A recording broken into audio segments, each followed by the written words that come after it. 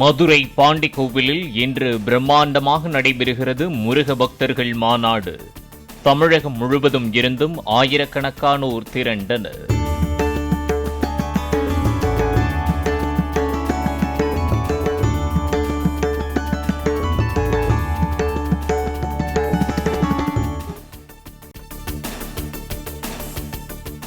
மாநாட்டு திடலில் அறுபடை வீடுகளின் மாதிரி அரங்குகள் அமைப்பு. அறுபடை வீடுகளின் மாதிரிகளை பொதுமக்கள் திரண்டு வந்து தரிசனம்.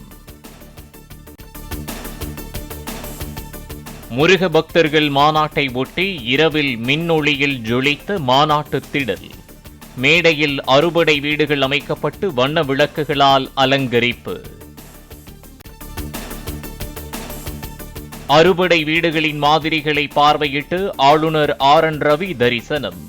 முருகப்பெருமான் இந்திய கலாச்சாரத்திற்கான கடவுள் என பெருமிதம்.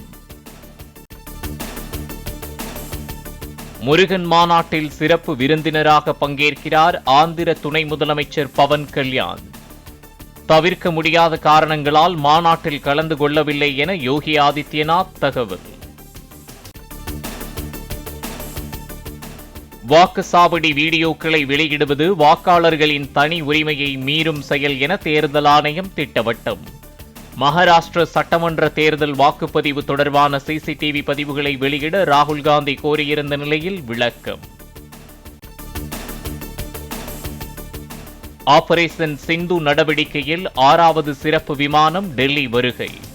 ஈரானில் இருந்து 290 இந்திய மாணவர்கள் வந்து சேர்ந்தனர்.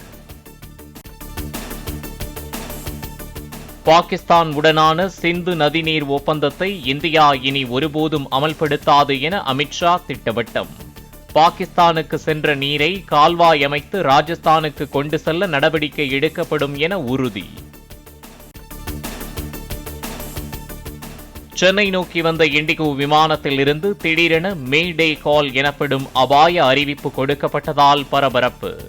குறைவான எரிபொருள் இருந்ததால் விமானி மே டே கால் கொடுத்த நிலையில் பெங்களூருவில் பத்திரமாக விமானம் தரையிறக்கம். 2 விமானிகளும் டிஸ்மிஸ். மேற்கு திசை காற்றின் வேக மாறுபாடு காரணமாக தமிழ்நாட்டில் அடுத்த 6 நாட்களுக்கு ஓரிரு இடங்களில் மழை பெய்ய வாய்ப்பு. சென்னை வானிலை ஆய்வு மையம் தகவல். சென்னை பெருநகர் மற்றும் புறநகரில் ஒரு சில பகுதிகளில் அடுத்த 24 மணி நேரத்திற்கு இடி மின்னலுடன் மழை பெய்ய வாய்ப்பு. இன்று பகல் நேர வெப்பநிலை 100 டிகிரி ஃபாரன்ஹீட் வரையில் பதிவாக வாய்ப்பிருப்பதாகவும் வானிலை ஆய்வு மையம் எச்சரிக்கை. தமிழ்நாட்டில் இன்று அதிகபட்ச வெப்பநிலை 2 முதல் 3 டிகிரி செல்சியஸ் வரை இயல்பை விட அதிகரிக்கக்கூடும்.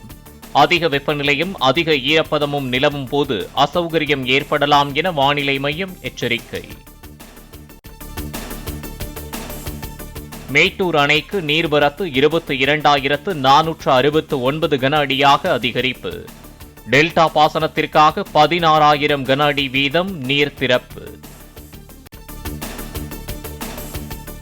உள்ளாட்சி அமைப்புகளில் மாற்றுத்திறனாளிகள் நியமன உறுப்பினர்களாக நியமிக்கப்பட ஜூலை 1ஆம் தேதி முதல் விண்ணப்பம் பெறப்படும்.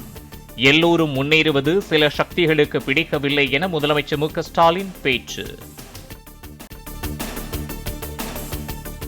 உடல்நலக் குறைவால் உயிரிழந்த வால்பாறை MLA அமுல் கந்தசாமியின் உடலுக்கு அதிமுக பொதுச் செயலாளர் எடப்பாடி பழனிசாமி நேரில் அஞ்சலி. கோவை அன்னூர் வீட்டில் வைக்கப்பட்டிருந்த உடலுக்கு மலர் வளையம் வைத்து அஞ்சலி செலுத்தினார்.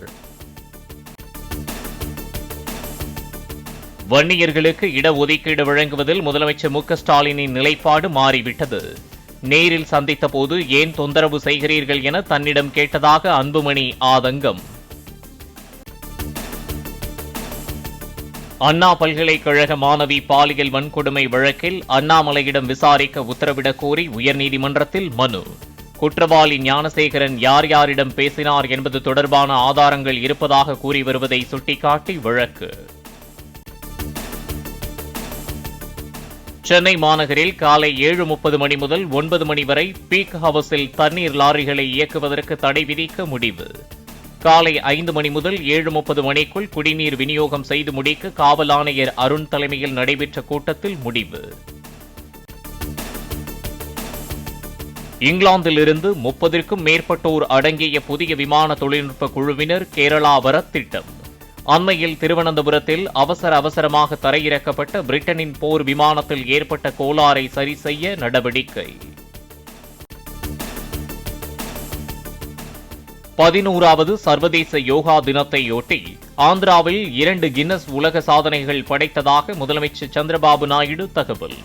பிரதமர் மோடியுடன் 3 லட்சத்திற்கும் மேற்பட்டோர் ஒரே இடத்தில் யோகாசனம் செய்தும் 22,000 பழங்குடி மாணவர்கள் 108 நிமிடங்களில் 108 சூரிய நமஸ்காரம் செய்தும் சாதனை. பெரம்பலூர் அருகே செல்போனில் பேசுவதை கண்டித்த தாயின் கழுத்தை நெரித்து கொன்ற மகன்.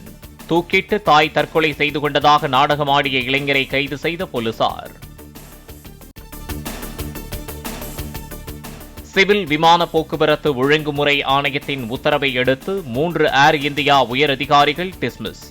நிர்ணயிக்கப்பட்ட நேர விதிகளை மீறி விமானங்களை பறக்க அனுமதித்தது உள்ளிட்ட கடுமையான செயல்பாட்டு குறைபாடுகளுக்காக நடவடிக்கை. இயற்கை முறையிலும் தனது விந்தணு தானம் மூலமும் பிறந்த 100 குழந்தைகளுக்கு சொத்து. 1.25 லட்சம் கோடி ரூபாய் மதிப்புள்ள சொத்துக்களை பிரித்து தனித்தனியாக உயில் எழுதி வைத்தார் டெலிகிராம் சிஇஓ. ChatGPT பயன்பாடு காரணமாக மனிதர்களின் கற்றல் மற்றும் சிந்திக்கும் திறன் பாதிக்கப்படும். 18 வயது முதல் 39 வயதுள்ள 54 பேரிடம் நடத்தப்பட்ட சோதனையில் முடிவு. தமிழக வெற்றிக் கழக தலைவரும் நடிகருமான விஜய் பிறந்த நாளை ஒட்டி திரையுலகினர் வாழ்த்து. சமூக வலைதளங்களில் ஆயிரக்கணக்கில் ரசிகர்கள் வாழ்த்து மழை.